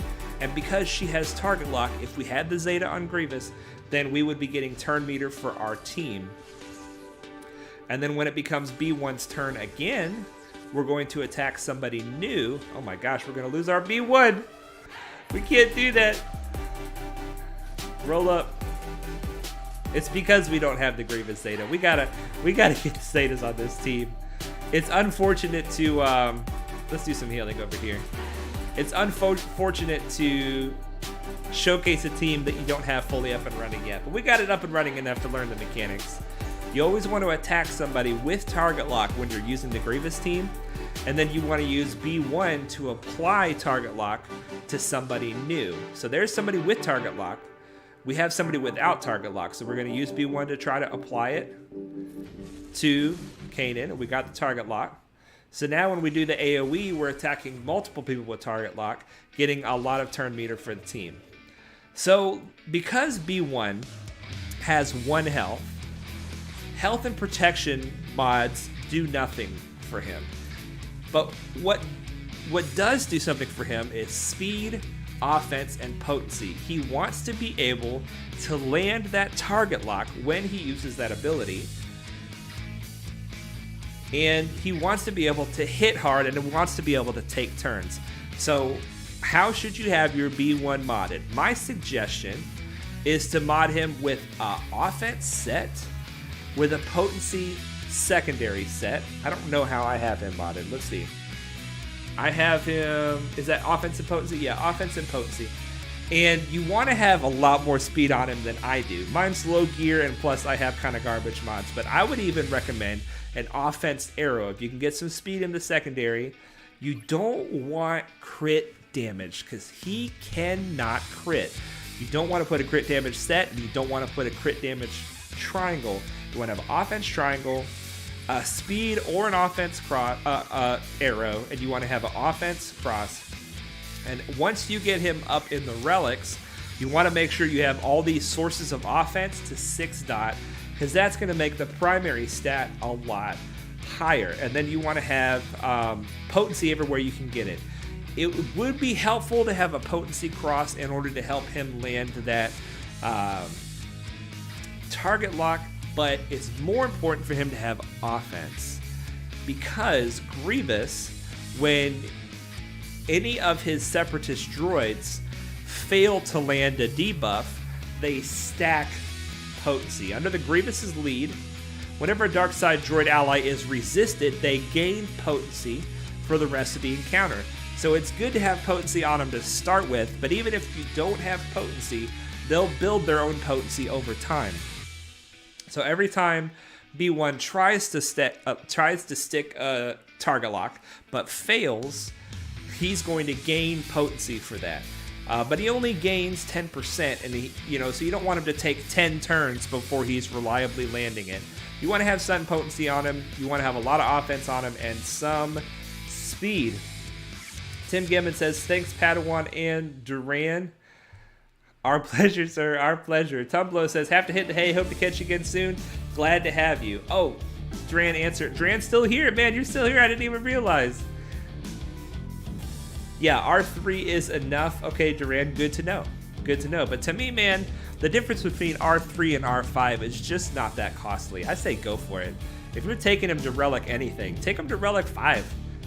Take him to Relic 5. Elizabeth said, let's not forget how Grievous can defeat Sith Eternal given the proper mods. Definitely, I'm planning to put a lot of work into my Grievous team. And if you want to have a Relic Grievous team with everybody on it Relic, you definitely want B1, B2, Magna Guard, and Grievous as the core 4 of that team. The 5th can kind of cycle out. You can have BB-8, you can have Nute Gunray is probably the best. Wat Tambor works really well as well. But I'm going to be putting some more work into this team, you guys. But B1, he is the healer. He's a turn meter machine. He both gives turn meter to the team by assisting every time they attack. He also gains a lot of turn meter from the team by every time they use a special ability. He is gaining a certain amount of turn meter. But when we get the lead on Grievous, and I'm super tempted to do it right now, but I'm not going to because we have other Zetas we want to apply first. When a target locked enemy is damaged, each droid and each separatist ally gains 2% turn meter, doubled for Grievous, and target locked enemies cannot counterattack. Well, Grievous opens up with his Grievous wounds. He inflicts target lock on everybody, or if they already have target lock, he hits everybody with target lock and then gets a bunch of turn meter. B2 has an AoE that hits everybody with target lock and gets a bunch of turn meter. Magna Guard has an AoE. It's good. It's good. It's a good team. Dhraan says, sorry, I've been listening but was focusing on GAC. No worries, man. No worries. Dhraan says, R3 is way cheaper than R5, even if it might not feel like it. B1 is not good for C-Pit, so no use in getting him to R5 unless you really need more offense, in my opinion. Okay, well, Dhraan is an endgame player, as you guys know. And he's given us his opinion that R3 is probably enough for B1. So there you go. You got another man's perspective. All right, you guys. Well, that is going to be it for the stream. B1 Battle Droid, fantastic character. Mod him for speed and potency or offense and potency, but definitely make him hit hard. And any potency you can get is going to help him out. Don't mod him for health. Don't mod him for crit damage. Don't mod him for crit chance. Crit chance is a wasted stat on him because he cannot crit. Just really quickly, looking at the droid battalion, he can't score critical hits. He cannot. It doesn't matter how much crit chance you give him. He cannot score critical hits. So when you mod him, try not to put any mods that have a lot of crit chance in the secondaries because those would be better used on other characters. All right, you guys. Well, I stream every Wednesday and Friday at 5 p.m. Eastern.